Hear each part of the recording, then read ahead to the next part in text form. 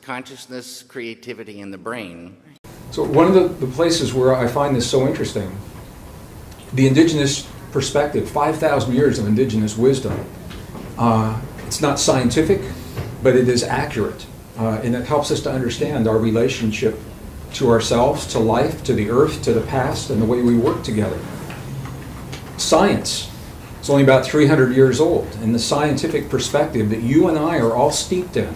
And even if we've done so much work on our own to transcend our Western culture, Western traditions, we have all been steeped in the belief that we live in a world of struggle, a world of competition, survival of the strongest. We've all been told when we're kids we live in a dog-eat-dog world. And these ideas, they're not that we talk about them every day, but they're so much a part of our culture because science began to disseminate them in the 1800s, early 1900s. Our civilization is based upon these ideas of struggle, competition, survival of the strongest. The economic system that's breaking right now in the world is based upon survival of the strongest. The way we're trying to solve our problems in the Middle East, the way we're trying to solve the problems of diminishing resources. And the old thinking is no longer working.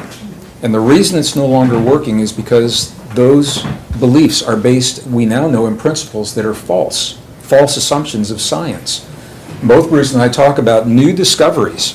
So these aren't our opinions or hypotheses or theories. It's peer-reviewed science has now overturned 300 years of traditional scientific thinking and is telling us that nature is actually based upon a model of cooperation and what biologists call mutual aid.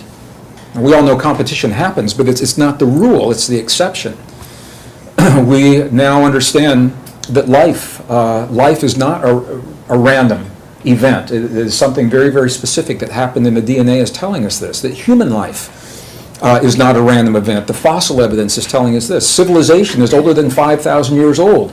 The archaeology is pushing advanced civilization, technologically advanced civilizations back into the end of the last ice age 13,000 years ago. All of this changes the way we think of ourselves, and it changes the way we go about solving our problems. So that's the good news. The flip side is there is a reluctance, and in some cases, a staunch resistance to sharing this in the mainstream. So you're not seeing this in mainstream television, mainstream documentaries. Public classrooms and textbooks are not sharing the new discoveries. So we have an entire generation of young people now who are being steeped in the false assumptions of science that have led to the problems that we're facing right now. And they're being asked to solve them through the same thinking.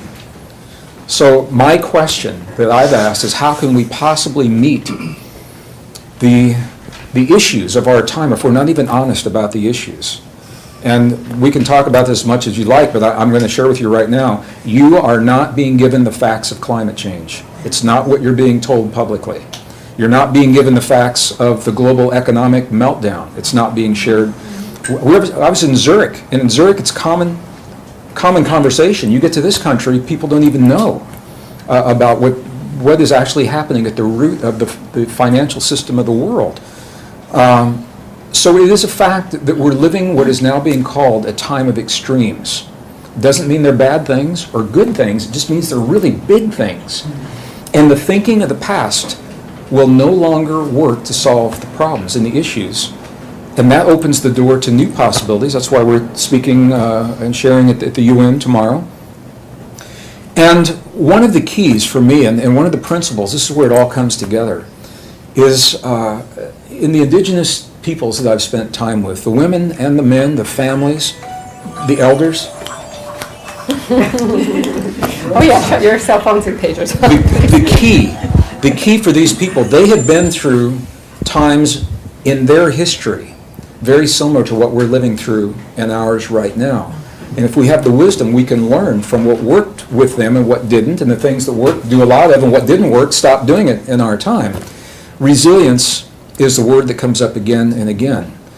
And when you talk about resilience in the Western world, the modern world, there's a sense that resilience, and it's actually defined as the ability to return to a normal functioning, or the ability to spring back after a traumatic event, on a personal, a community, or a national or global event has happened.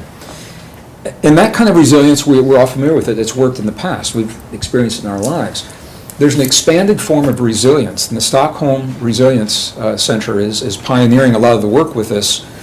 It's a way of thinking and living that makes room for the extremes in our lives each day, so we can actually thrive in the midst of the extremes because we have allowed for them in the thinking and living, rather than trying to live our lives as if this change is not happening and then acting surprised when something goes wrong, like a severe weather event. We're going to see the severe weather events because we are in a cycle of climate change that's here to stay, at least for our lifetimes. As a geologist, I can tell you the ice cores of Antarctica, I have no political agenda. So, and I have no academic credibility to defend. I can tell you exactly what those ice cores are saying to us, and it's not what we're hearing on mainstream. What you're hearing on the mainstream is a negotiated story, and they're quick to tell you that. It's a negotiated story that's left out some of the vital details. So the good news is that we already have all the solutions. For every major issue, all the big problems in our world, we have the solutions, and Bruce and I talk about this all the time. The greatest crisis, I think, that we're facing is a crisis in thinking that has yet to make room in our lives for the solutions that already exist in the world. We have enough food to feed every mouth of every human on this planet. Right now, there's no shortage. The food is not the problem. It's the politics and the thinking that won't allow it to get in the right places. We have forms of energy that produce no greenhouse gases, that are inexpensive, abundant, that could fuel every home of every human on the face of the earth that chooses to have power in their home. It's not the technology that's the problem. I think back, and I know most of you in this room are old enough to remember this. I remember John F. Kennedy gave a speech that changed my life when I was young. In 32 words, he changed the course of human history. And what he said is, we choose before the end of this decade to place a man on the moon and bring him back safely. I'm paraphrasing.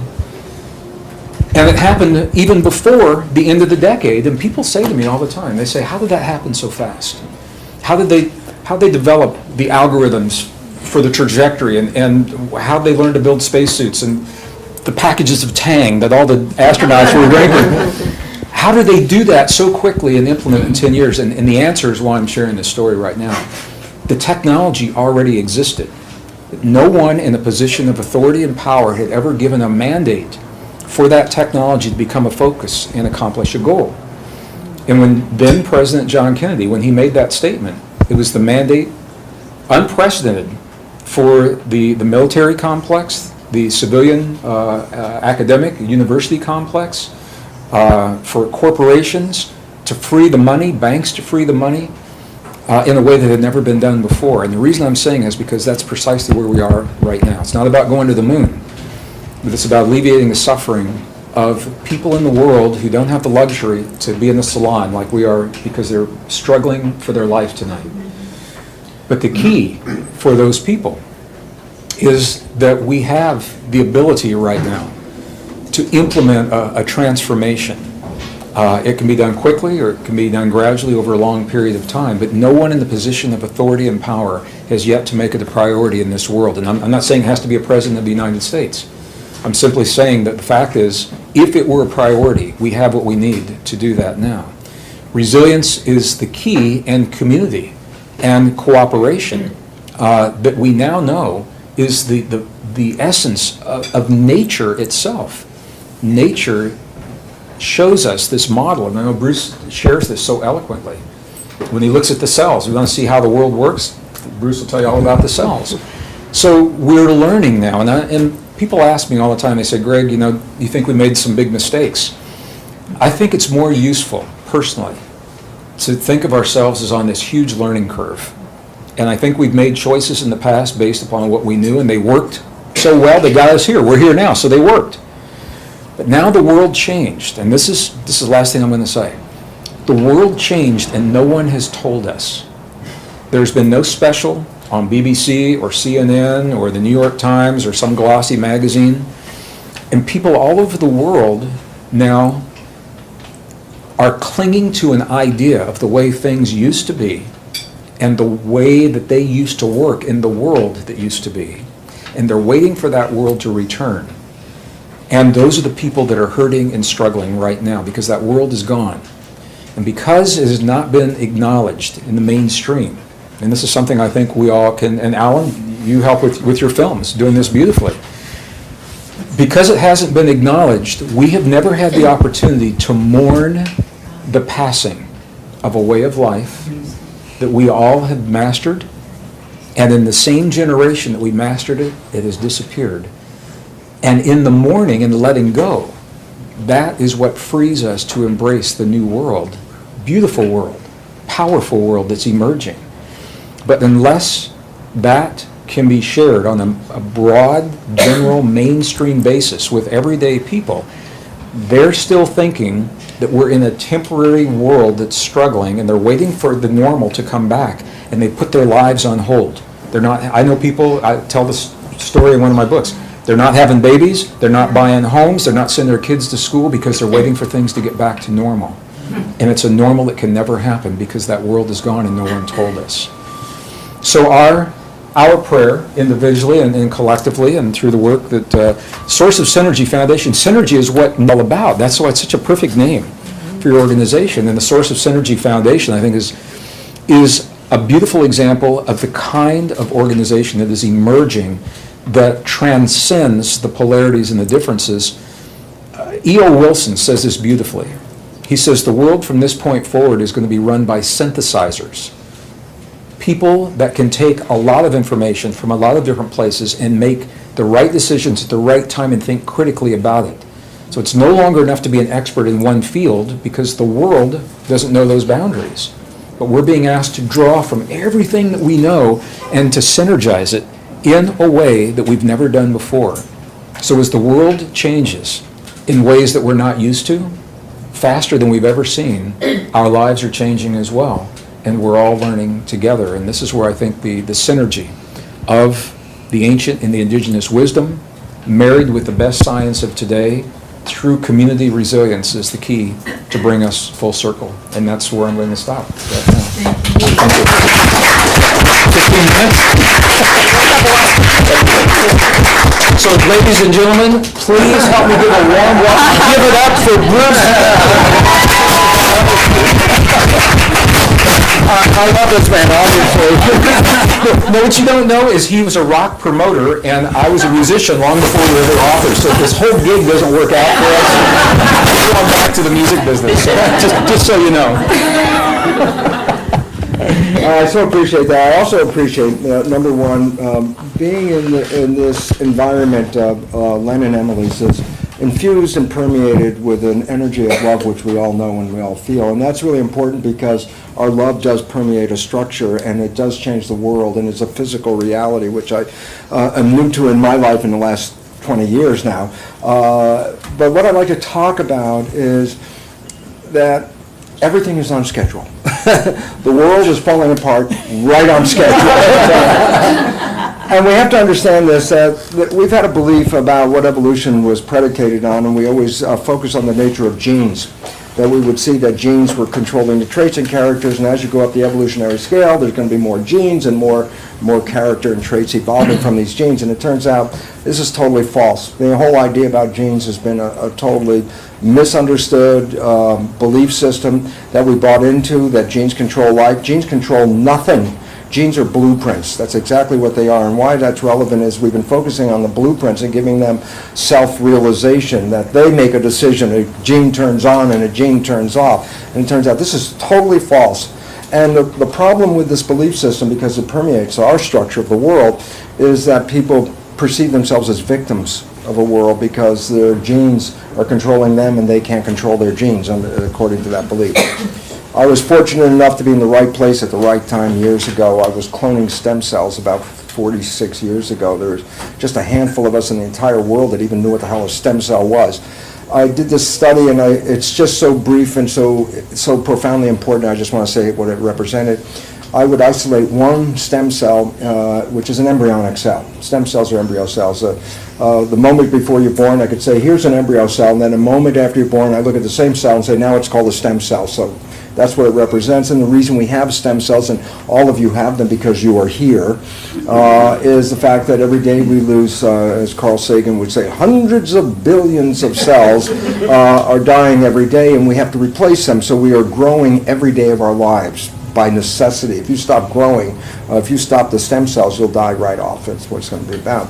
So the point about it is we all have these stem cells, we have these embryonic cells. I'd isolate one cell, put it in a petri dish by itself. It divides every 10 or 12 hours, so after a week I have about 50,000 cells in the petri dish, but they all came from the same parent. So I had 50,000 genetically identical cells in the petri dish. The experiment that I did is just mind-boggling because it was so simple and profound, is I would take cells out of the master dish and put it into another petri dish and change the environment, the culture environment. Cells live in the equivalent of a synthetic blood that we make in a laboratory called culture medium. And by changing some of the composition of that culture medium, I put these cells from the main dish into this dish, and the cells form muscle. And I go back to the very same dish of stem cells, put them into a second petri dish with another environment, and they form bone. And I go back to the very same dish and put cells into a third petri dish with a different environment, and they form fat cells.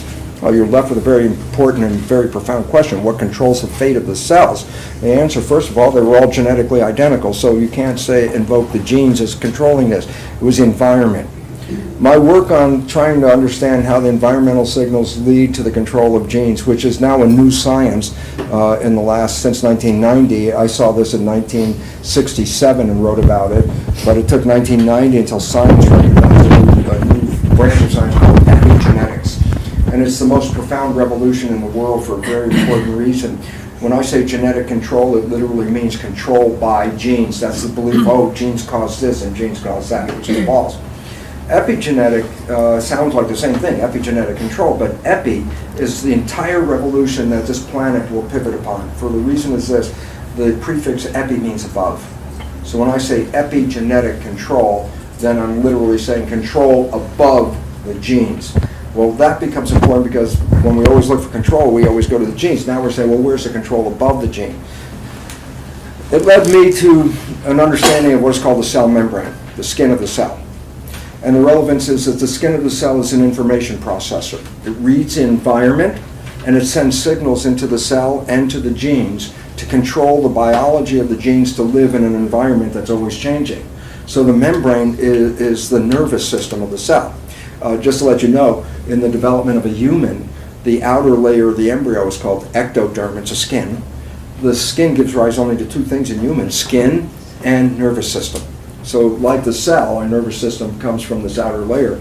Well, the significance about that, it led me to an understanding of how the cell worked and all that stuff, but it also led me to understand this. Evolution is, the way we perceive it, is a scale of increasing awareness.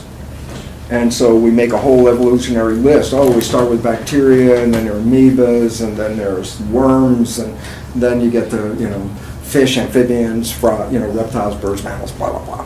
And we see this as one continuous process with imperceptible changes over billions of years. Well, that is a total misperception.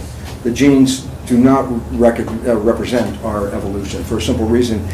The number of genes in a human, which is now, I think, 22,333, is essentially the same number of genes in one of the smallest organisms we work with in a genetics lab. A worm with 1,200 cells has the same number of genes. So basically, the number of genes did not give us the big difference, okay? So basically, we were looking at the wrong thing. It turns out it's this membrane of the cell where intelligence comes from. And the significance of that is the most primitive organisms on this planet are called bacteria. And they are the smallest little cells, and they have like a capsule. They look like little medicine capsules, a lot of them.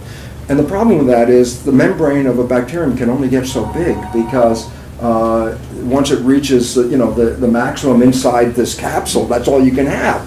So evolution started by creating the bacteria and then multiplying them and creating all different kinds of versions of bacteria, but they were all still limited by their inability to expand their membrane. So by definition, evolution stopped. It couldn't make a smarter bacterium. There was no way it could happen. But evolution saw another way, and the other way was called community. That bacteria started to live in community with each other and put a membrane around themselves. And so they had a closed world, and the bacteria exchanged jobs because there were different kinds of bacteria, and they all exchanged. They exchanged their DNA, and they lived in a community. So the community of bacteria, called a biofilm, is the precursor of the next level of evolution, which is called the amoeba. The amoeba is a community of bacteria living under a skin, okay? Well, then the next level of evolution is what? Make more and more amoebas with variations on a theme. An amoeba has thousands of times more surface area membrane than a bacterium does. So an amoeba is thousands of times more intelligent in its ability. Then comes an interesting part. So the next level, and this is first billion years was basically bacteria, and then the amoebas came in at the end, and then the next billion years or so, 1.5 billion years, was variations on all the amoebas, which are what? Communities of bacteria with a membrane around them. Well, what happened was this. The amoeba got to a size where it can't get any bigger. Simple reason. It's like a balloon. Once you put water in the balloon, you can, a little bit of water, we can throw the balloon all around the room.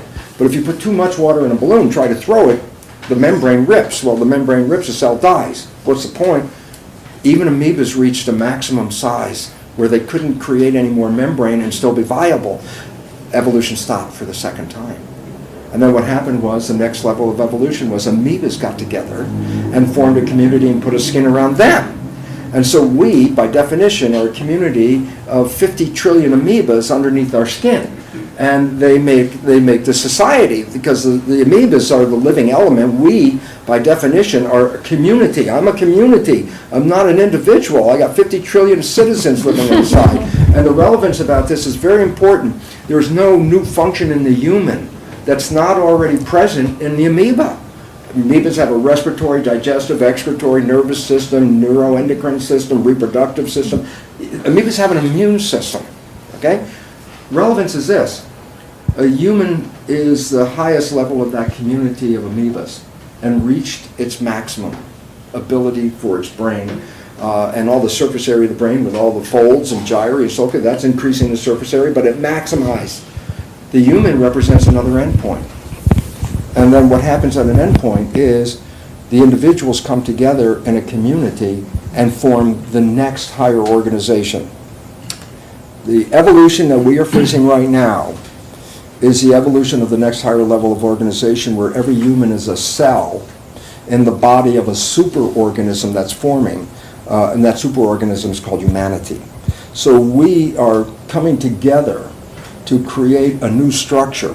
The falling apart of the existing structure is a necessary requirement before the new structure can be built. We can't build it on the faulty foundation that Greg mentioned, and both of us have it in our books. It's a faulty foundation. You can't survive with this way we've been living. So the falling apart of society is a necessary step in the evolution. Rather than to be feared, it should be welcomed, is because if we don't do it, the inevitable end is coming, because science has already told us we're going extinct. And that's because of the way we live with each other and the way we live with the planet has been destructive of the system. So we're on the edge of a system falling apart and a new system beginning. Well, this is where you come in very critically into this, because it's a formation of a community. Out of what and from who? Where's it coming from? We've got 7 billion people.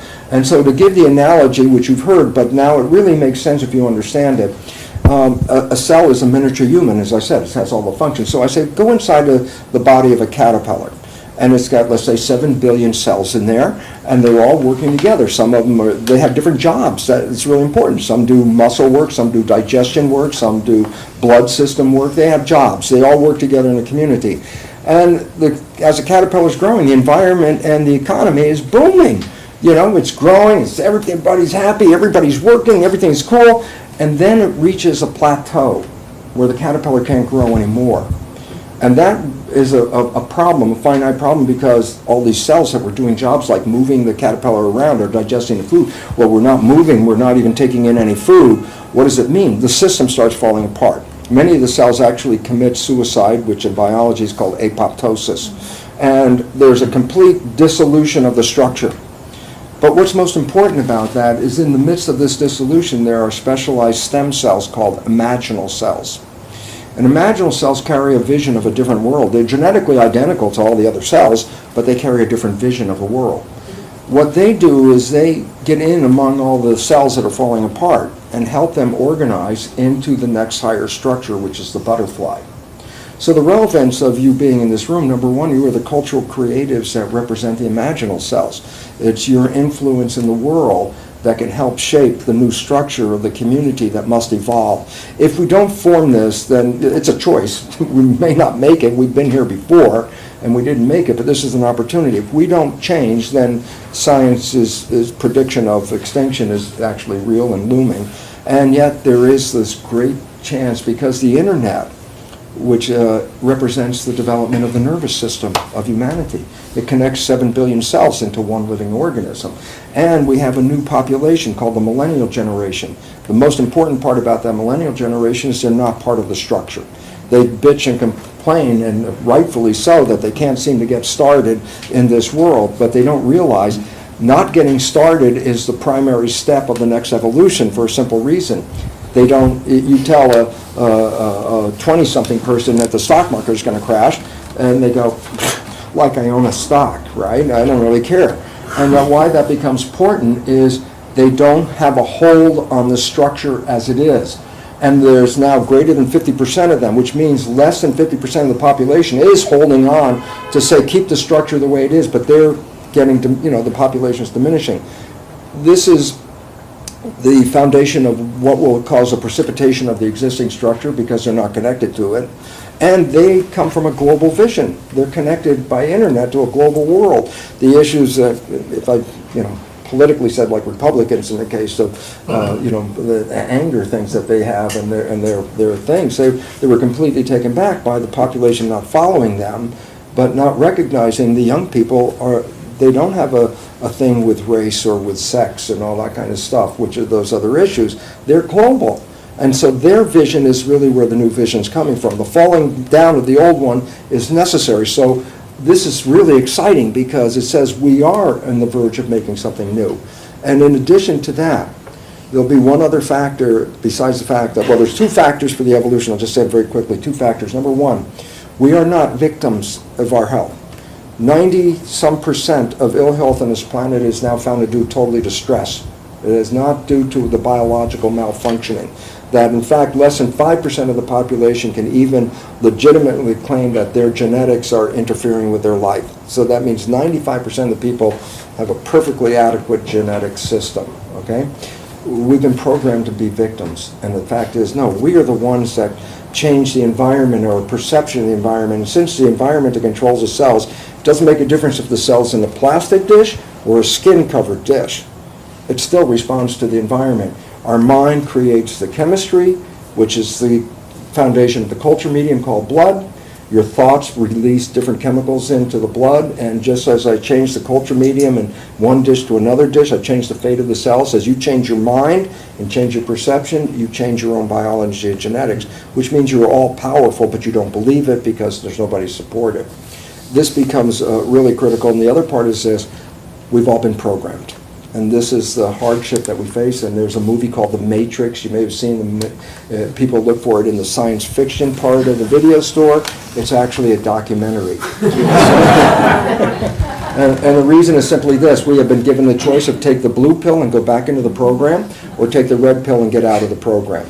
They never really said what would happen if you got out of the program, and all of us have been programmed last trimester of pregnancy, first 7 years, is download. And the reason for the download is this: you cannot be conscious if you don't have data. In other words, I buy you a new iPod, you take it out of the box, I say push play, plays the create the playlist, created, conscious, let's say. I say push play on the new iPod, and nothing happens. So, well, why not? And the answer is you didn't put any programs to play from. First 7 years, nature designed the download. The download is a brain state of theta as a predominant brain state, which is hypnosis. So that children observe everyone around them and download the behavior without conscious filtering or conscious interpretation. It's just a recording. What their fathers, their mothers, their family, culture is doing is a download. And these then become the foundation of the database. Now, the issue is the conscious mind is us, our spiritual, our source, who we are. We are in the conscious mind. There's an entity in there. That's us, okay? And the conscious mind is the creative mind. The conscious mind has wishes, desires, and aspirations. The subconscious mind is the habitual mind. It just plays the programs that we got. Well, the issue is, why don't our lives match our wishes and our desires? And science is answering that simply by the fact that it recognizes that we only operate 5% of the time from our conscious minds. That means 95% of your life is coming from the subconscious programs, which means the behaviors that you represent 95% of the time are actually not even yours fundamentally. They were downloaded from other people. And as a result, we're not living the lives that we want to live. And we don't see it, and that's where the whole monkey wrench goes in the system. As I say in my lectures very quickly, I hope give me a minute here, I'm trying to get to the end of this. I say, go back to a time in your life. I know you had a friend, you were very close to your friend, you knew your friend's behavior very, very well, and you happen to know your friend's parent. And at one point you see your friend has some of the same behavior as their parent. So you volunteer something like, hey, you know, Bill, you're just like your dad. And then you back away from Bill, who goes totally ballistic and says, how can you compare me to my dad? And most people are totally familiar with this. And I said, but this is a profound story. Everyone else can see that Bill behaves like his dad. The only one who doesn't see it is Bill. And there's a reason, scientifically. The conscious mind is thinking 95% of the time. And when it's thinking, by definition, it's not being mindful or paying attention. And as a result, the default shifts into the subconscious behavior. So now you're playing behavior that you don't see and comes from other people and sabotages ourselves, okay? So the programming is really where the problems come from. And the cultural programming is passed down the first 7 years unconsciously from generation to generation to generation, which presets your cancer. Children who are adopted into a family that has a lineage of cancer, the adopted child will get the same family cancer as much as any sibling would, but they came from totally different genetics. It's not the genes that did this, okay? Go back very quickly, and I'll just close it out because there's some interesting part about the story of the Matrix. It says, take the red pill and get out of the programming. And I would say, well, what would happen if you didn't go in, if you stopped operating from your programming? If you stayed mindful right now and stopped operating from the program, I'll tell you what happened because you've experienced it already in your life. If you ever fell in love, head over heels in love with somebody, this was the one time in your life where you don't default to the subconscious program. It's the beginning part of love. It's called the honeymoon. 3 things are very important about it. Number 1, you're extremely healthy. And the reason is love causes brain secretions in the culture medium that give health to the cells. People glow. They have tremendous energy when they fall in love. I always joke that they make love for days without stopping for food or sleep. They got so much energy. And I also come to this most important conclusion. When you ask people who are in that state of what I call the honeymoon effect about life on this planet, to them at that moment it's heaven on earth. It's heaven on earth. And the fact was, well, that was not an accident or a coincidence. They created it from what? Conscious mind, wishes, desires, and aspirations. Then there's a tendency to lose it and falls apart. And the reason is, well, why did it fall apart? And the answer is, when life gets busy, you start to think. And the moment you start thinking, you default to the programs that you got from your parents and your community. Well, those behaviors were never part of the honeymoon. So when they're introduced, usually it's a shock to the other person to see that behavior show up. And this is where that, I love the phrase, who are you, comes out to their partner. And the fact is, then you have to go back to Bill's story. Bill didn't see he was playing the behavior, so he has no idea he has that behavior. So when a couple start to argue over the behavior that shows up and one doesn't even know they played the behavior, that's where the thing starts falling apart and compromises start coming in. Well, I accept that crummy behavior because we had this great honeymoon part, that was really good. But then another compromise and another compromise, and every time you compromise, the honeymoon disappears, quick, piece by piece by piece, until you say, no more compromises, relationship over, and then you stand there thinking, how did something so wonderful turn into this? And the answer was, it was wonderful when you operated from your creative, conscious mind and were mindful. And you lost it when the programs kicked in. So the world we're facing today is, in a conclusion, cosmic joke, if I would really look at it the way I love to see it, is that we've been programmed to believe that we die and then we go to heaven. My perception is a little different. I think we're born into heaven. And this is where we come to create. This is where we come to have experiences. When we die, we carry those with us, but not the opportunity to make more creations, because this is a virtual reality suit that, as I was saying earlier, when I wasn't spiritual. I had nothing to do with spirituality. I was doing genetics and molecules, all these things. And then I saw the nature of the spirituality, and it was a moment of my whole life changed.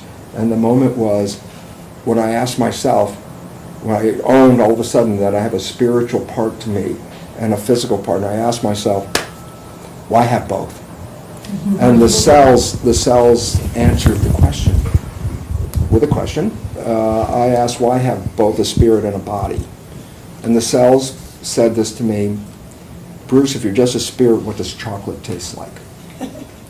And all of a sudden I realized that's a short way of saying all the experiences, the emotions, what you see with your eyes, what you hear with your ears, what you taste with what you feel and touch and smell, all of that is derived from this cellular machine that converts the sensations of our world into vibration, and the brain sends the vibration back to source. And I realized, biggest mistake in my whole life, because as males, what was the programming? Males were programmed not to be sensitive. Because if we were sensitive, then we were sissies. So we got to the point of how insensitive we can be. Well, hit me and see if I cry. That was the test. I'm so insensitive, you can hit me. And then, of course, we grew up in a world with all these women with all their sensitivity, because that's allowed. And they look at us going, how come they're so damn insensitive? And it's the programming. And the fact is, I wasted a lot of my life realizing that our business on this planet is experiential, and to go and be creative, and to manifest experiences you want to carry with you. And the group of the Synergy Foundation, you people all here, are creating experiences in this world, and you're at a level of your experiential creations are capable of influencing a large number of other people, because that's how it's going to spread. As people let go of the programming and move into personal creativity, we all create heaven on earth when we're in love. If we got rid of the program, by then definition, everyone would be manifesting their version of heaven on earth. And I think this is the destination that we're moving into, but the old structure is in a state of collapse with new thinking. And this is what Greg and I emphasize about the new science, the new thinking that shapes the way we live. So we are definitely on the verge of the greatest possible step of human evolution ever, the coming together of a unity called humanity. And the synergy of 7 billion people coming together in the world of science leads to something called emergence. And emergence is things we couldn't even imagine right at this minute. When that many people come together, will pop out of our world. So there's a world that's so far beyond even our imagination at this moment, just looming on the horizon. And as Greg said, all the answers that we need are here, and when this comes together, it will completely turn this planet into heaven on earth, which it rightfully is. For more information, check out Rye Guy Ottawa on YouTube.com.